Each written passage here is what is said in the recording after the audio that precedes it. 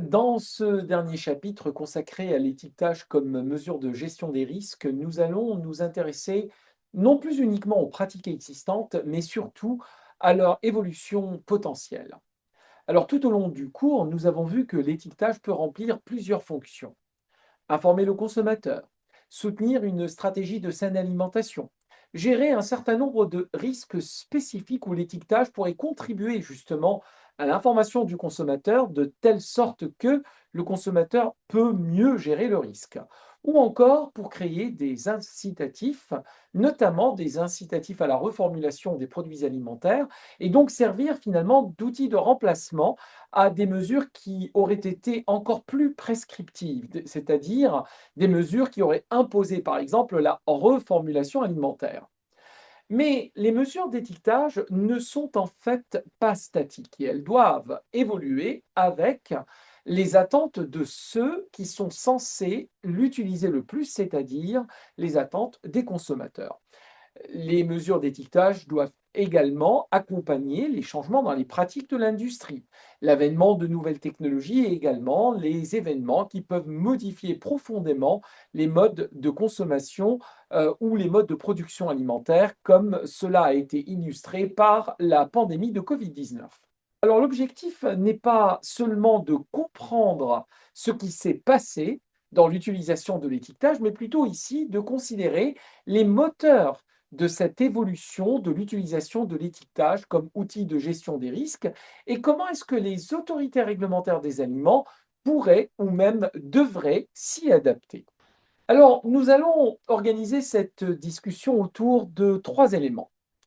Le premier élément, nous allons examiner les moteurs du changement, c'est-à-dire ce qui pousse aujourd'hui l'étiquetage alimentaire à évoluer. En second lieu, nous allons regarder les pratiques qui se développent actuellement et les questions que ces pratiques peuvent poser, notamment les questions que celles-ci peuvent poser pour les autorités réglementaires des aliments. Enfin, nous replacerons ces évolutions dans le contexte international, notamment à travers les orientations développées ou envisagées au sein du comité du Codex Alimentarius sur l'étiquetage des denrées alimentaires, qui est appelé donc le CCFL, Codex Committee on Food Labeling, le comité Codex sur l'étiquetage des aliments. L'idée est donc de partir des changements dans le comportement des consommateurs et de l'industrie pour arriver progressivement aux implications réglementaires et aux besoins d'harmonisation internationale. Alors, dans ce contexte, bien entendu, ce cours ayant été enregistré à une date donnée, alors le cours va refléter, ou en tout cas cette vidéo va refléter les questions émergentes d'aujourd'hui. Il faudra tenir compte des changements, notamment de l'évolution des dates concernant ce qui est à l'ordre du jour du comité Codex sur l'étiquetage alimentaire. Et il s'agira notamment dans les points de discussion qui auront lieu en cours et dans les sessions interactives de voir dans quelle mesure est-ce que justement l'ordre du jour du Codex Alimentarius aura évolué. Alors, les premiers moteurs de changement sont naturellement les consommateurs. D'une part, ils veulent mieux comprendre ce qu'ils consomment et souhaitent disposer de davantage d'informations sur la composition et les caractéristiques des aliments qui leur sont rendus disponibles. Mais paradoxalement également, on observe une certaine fatigue face à l'information. Une étiquette trop dense et trop technique peut finir par perdre son efficacité. Les consommateurs recherchent également une information de plus en plus personnalisée qui correspondent à leurs besoins, à leur état de santé et à leurs préférences ainsi qu'à leurs valeurs. Enfin, leur comportement d'achat évolue rapidement, en particulier avec le commerce électronique et les achats alimentaires en ligne. L'industrie constitue le deuxième grand moteur.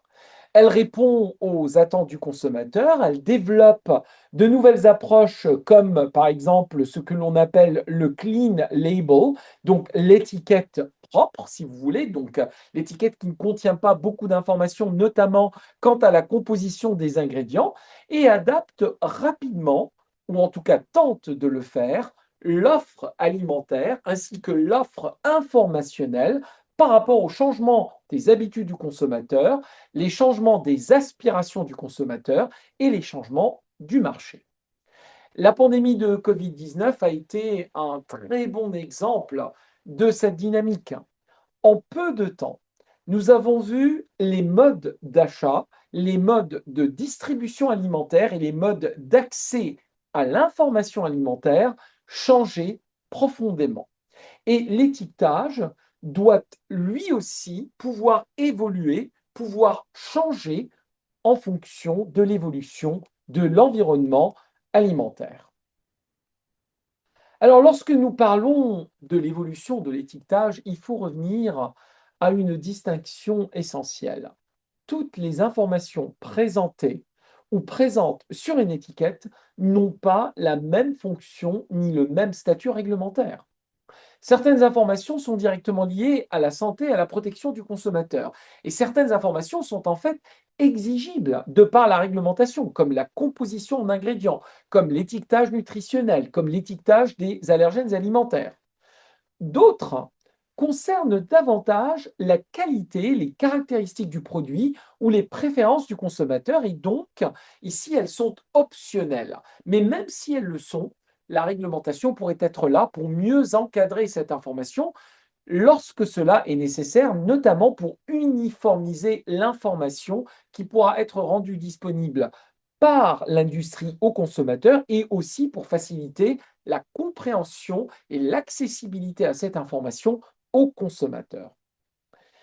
Cette distinction est donc importante parce qu'elle détermine en grande partie le niveau d'intervention qui pourra être attendu de l'agence de réglementation. Donc, une information considérée comme essentielle pour protéger la santé du consommateur pourra justifier une obligation réglementaire, donc rendre l'information exigible sur l'étiquette et ainsi restreindre l'espace qui est disponible pour imposer une information qui devra automatiquement et obligatoirement apparaître sur l'étiquette de l'aliment.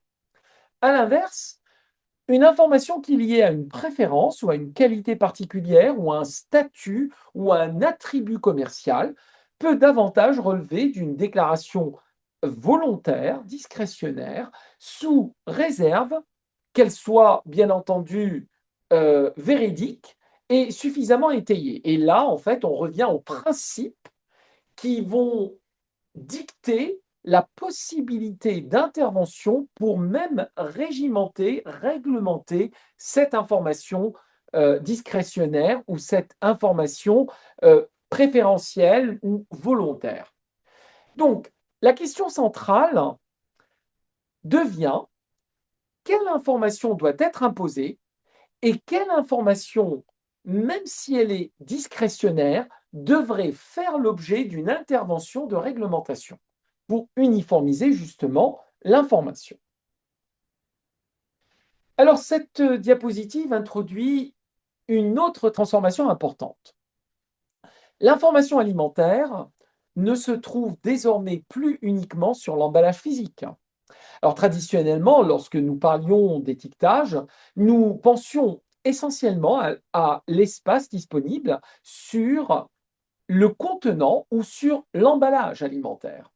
Aujourd'hui, l'information peut également être fournie par un téléphone intelligent, un code QR, une application ou directement sur une plateforme de commerce électronique. Alors cela change profondément la manière de concevoir l'étiquetage et de concevoir la réglementation de l'étiquetage. Alors l'espace numérique permet potentiellement de fournir beaucoup plus d'informations, voire une information qui pourra être personnalisée à l'état spécifique du consommateur. Mais cela soulève également une question réglementaire. L'information disponible électroniquement doit-elle répondre aux mêmes exigences que celle qui apparaît physiquement sur le produit? Et surtout, certaines informations essentielles peuvent-elles être déplacées entièrement vers un environnement électronique ou numérique? Ce sont des questions auxquelles les autorités réglementaires devront de plus en plus répondre et ce sont des questions que nous allons aborder lors de nos discussions qui auront lieu lors des sessions interactives ainsi que les sessions en cours.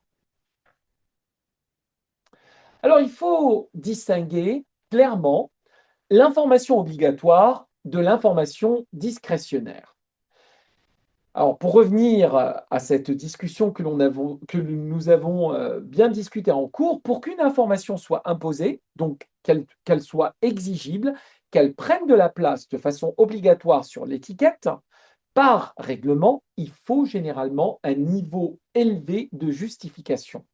Et nous avons vu dans le cadre du cours, nous avons insisté notamment sur la nécessité de la justification sanitaire, sa robustesse, comment est-ce qu'elle doit être ancrée dans le risque, dans la caractérisation du risque.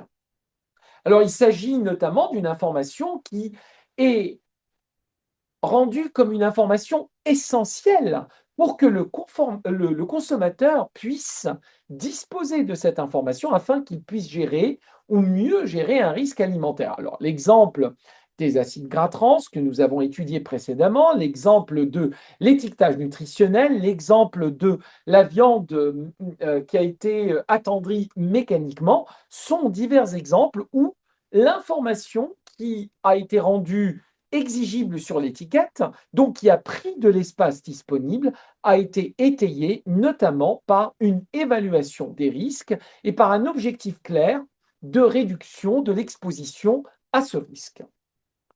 À l'inverse, l'information discrétionnaire peut porter sur les attributs liés à la santé ou sur certaines caractéristiques de qualité, y compris les allégations santé, les allégations liées à une forme de qualité ou d'importance en termes d'impact potentiellement positif de l'aliment sur la santé du consommateur. Alors ici, cette information n'est pas nécessairement imposée par l'autorité compétente. Par contre, cela ne veut pas dire que l'agence de réglementation ne doit pas intervenir dans la réglementation ou dans la façon dont cette information devrait apparaître. Alors, en général, il y a des principes de base qui sont les principes du Codex Alimentarius, le fait que l'information doit être véridique, le fait qu'on ne doit pas tromper le consommateur, on ne doit pas mal représenter le produit, mais on peut, au-delà de ces principes, que les mentions ne soient pas trompeuses, qu'elles doivent reposer sur un niveau de preuve approprié, on peut aller au-delà et on peut imposer des exigences de réglementation qui vont mieux encadrer la façon dont ces allégations vont apparaître. Notamment, l'exemple que nous avons étudié en cours, c'est comment est-ce que les mentions sans gluten devraient apparaître sur l'étiquette. Alors, ce ne sont pas des mentions qui sont exigibles, mais si elles sont utilisées, elles doivent faire l'objet donc de certains prérequis, de certaines obligations qui doivent être remplies avant qu'elles ne puissent apparaître sur l'étiquette ou en fait dans le commerce électronique en relation avec la présence ou la mise à disposition d'un aliment donné. Alors on revient ici au rôle de l'autorité compétente ou de l'agence de réglementation. Dans cet environnement en évolution, le rôle d'une autorité réglementaire devient particulièrement important. Une telle autorité doit exercer sa vigilance au moins sur trois fronts. Le premier front, elle doit continuellement réévaluer la pertinence de l'information imposée par voie réglementaire. Une information rendue obligatoire doit continuer d'être justifiée par des données disponibles et par les besoins de santé publique. C'est ce qu'on a fait notamment pour l'étiquetage nutritionnel qui a été imposé, alors notamment au Canada, au cours du début des années 2000, donc au début de ce siècle, et qui ont été révisés, revus en 2016 avec la mise à jour justement du règlement sur l'étiquetage nutritionnelle et la façon dont le tableau des valeurs nutritives devrait apparaître sur l'étiquette. Deuxième front, l'autorité compétente doit définir les conditions applicables à l'information, même discrétionnaire. Alors, lorsqu'une entreprise choisit de communiquer un attribut ou une allégation, on doit exiger un certain nombre de preuves pour que cette allégation soit justifiée et donc la façon dont l'information doit être étayée. Alors, doit-on le faire avec tout? Pas nécessairement. on doit le faire uniquement avec l'information discrétionnaire dont on a déterminé que l'impact sur la santé pourrait être important. C'est le cas notamment pour les allégations santé. Troisième front, il devient nécessaire de rechercher une certaine convergence entre les exigences applicables aux étiquettes physiques et celles qui doivent s'appliquer à l'information électronique. L'enjeu pour l'agence de réglementation est donc de maintenir la protection du consommateur de façon uniforme, quel que soit le moyen par lequel l'information sur l'étiquette arrive au consommateur. Et donc de maintenir la protection de ce consommateur tout en permettant au système d'étiquetage de s'adapter à l'évolution des technologies et notamment à l'évolution des pratiques commerciales. Alors, nous retrouvons ici un principe qui a été déjà illustré dans le cours que nous avons suivi sur les acides gras trans. Les interventions réglementaires peuvent être progressives. Il n'est pas toujours nécessaire de commencer immédiatement par une mesure obligatoire. Dans certains cas, une approche volontaire accompagné d'incitatifs, permettre à l'industrie de s'adapter et peut déjà produire des changements importants. L'exemple présenté sur cette diapositive montre précisément la diminution importante de la teneur en gras trans qui a été observée dans différentes catégories d'aliments autour de la mise en œuvre de l'étiquetage nutritionnel et notamment l'étiquetage obligatoire des gras trans. L'obligation de déclarer les gras trans a elle-même créer un incitatif très fort à la reformulation des aliments. On peut donc avoir une combinaison dans laquelle certaines mesures sont volontaires, d'autres sont réglementaires. Alors la reformulation est volontaire. L'étiquetage des gras trans et de la teneur en gras trans est réglementaire. Et ainsi, l'ensemble de la stratégie entraîne progressivement un changement de comportement aussi bien de l'industrie que du consommateur. Alors, si les mesures volontaires, bien entendu, ne permettent pas d'atteindre l'objectif de santé publique, là, il peut encore être justifié d'évoluer vers une intervention plus contraignante. C'est donc bien un continuum de gestion des risques que l'on doit opérer et là, l'étiquetage alimentaire doit s'insérer dans ce continuum et on n'est pas forcément dans un système d'opposition entre une mesure volontaire et une mesure obligatoire. Une mesure d'étiquetage, aussi bien conçue soit-elle, ne fonctionne pas dans le vide. Son succès dépend fortement de l'engagement des différentes parties prenantes. Les autorités gouvernementales et réglementaires ont évidemment un rôle central dans la définition des objectifs et des exigences. L'industrie doit pouvoir comprendre les mesures qui sont exigées ou les mesures qui sont encadrées. L'industrie doit disposer de la capacité de mettre ces mesures en œuvre et idéalement de participer à la recherche de solutions nécessaires. Les organisations de consommateurs permettent de s'assurer que l'information répond bien effectivement aux besoins du public et des consommateurs. Et la communauté clinique, donc les professionnels de la santé, peut également contribuer à préciser les enjeux sanitaires et les besoins de certaines populations.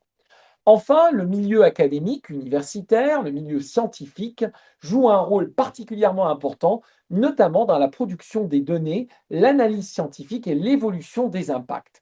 Donc le message ici est que les mesures les plus efficaces sont généralement celles qui bénéficient d'une adhésion maximale et d'un dialogue entre l'ensemble des acteurs. La deuxième condition fondamentale de succès est la disponibilité de données et notamment de données fiables, solides, robustes. Lorsqu'une exigence d'étiquetage est imposée pour protéger la santé, il faut pouvoir démontrer sur quelle base scientifique et notamment sur quelle base de risque sur la santé cette intervention est justifiée. Dans certains cas, cela implique notamment l'établissement de seuils de sécurité sanitaire ou des niveaux d'exposition pertinents. Cela permet de passer d'une préoccupation générale à une mesure réglementaire qui est fondée sur une caractérisation réelle du risque. La même logique doit s'appliquer avec certaines adaptations aux mentions discrétionnaires, notamment pour la mention sans gluten. Si une entreprise souhaite faire valoir une caractéristique particulière d'un produit, notamment une caractéristique liée à la santé, comme des allégations santé, il doit exister une norme de preuve permettant de déterminer si cette mention est suffisamment étayée. Par exemple, pour parler d'un produit qui contribue à la réduction du cholestérol sanguin, on ne peut pas utiliser cette allégation sans qu'il y ait un fardeau de la preuve qui soit suffisamment bien étayé. Et bien entendu, la mise à disposition des données scientifiques, la façon dont ces données scientifiques doivent être évaluées, la force de la preuve doit être réglementée et c'est ce que l'agence de réglementation, c'est ce que les autorités compétentes pourraient contribuer à établir. Ce qui est important, c'est donc de ne pas construire l'étiquetage uniquement sur des perceptions ou sur des tendances commerciales. Il s'agit également de les baser sur une forte base de science réglementaire, donc une base scientifique. Alors qu'il s'agisse d'une exigence obligatoire ou d'une mention volontaire, il faut pouvoir relier l'information qui est communiquée à des données et à un niveau de preuve approprié. Alors pour conclure, les mesures d'étiquetage vont continuer à évoluer. Elles seront influencées simultanément par les attentes des consommateurs, par les stratégies de l'industrie, par les changements technologiques et par l'évolution des modes de commercialisation des produits alimentaires. Mais pour l'autorité compétente, pour l'autorité réglementaire des aliments, certains principes vont demeurer constants. Les exigences obligatoires doivent être fondées sur une justification sanitaire solide et sur les meilleures données disponibles. Les mentions discrétionnaires, volontaires, doivent également répondre à des normes de preuve permettant d'en assurer la véracité et d'éviter qu'elles soient trompeuses.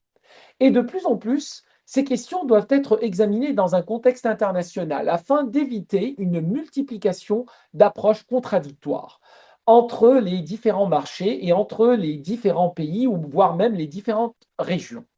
Alors c'est précisément là que l'organisation de normalisation alimentaire internationale, le Codex Alimentarius, et notamment le comité du Codex sur l'étiquetage des denrées alimentaires, qui est en fait hébergé et accueilli par le Canada, joue un rôle majeur dans la recherche d'une harmonisation internationale de l'étiquetage.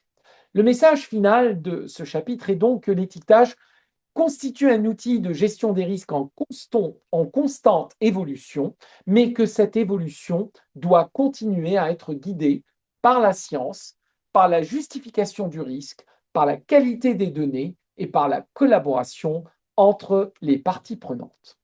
Je vous remercie pour votre attention et vous souhaite une excellente suite d'expériences d'apprentissage.